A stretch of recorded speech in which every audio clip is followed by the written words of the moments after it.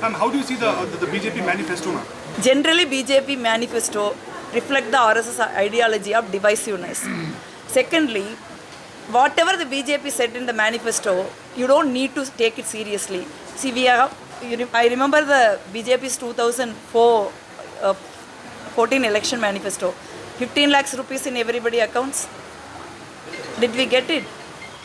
On the contrast, they would have looted more than 15 lakhs rupees from every citizen pocket. Then 2 crore jobs. After Narendra Modi took over as a Prime Minister, India has lost almost 10 crore jobs.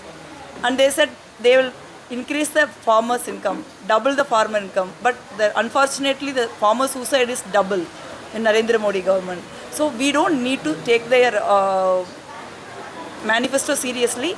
In UP, they said we will give 2 free cylinders. Did they give? They haven't give. So same way they will not give free cylinder in Karnataka. So nobody asked for a free cylinder. When the Congress government, it was 450 rupees.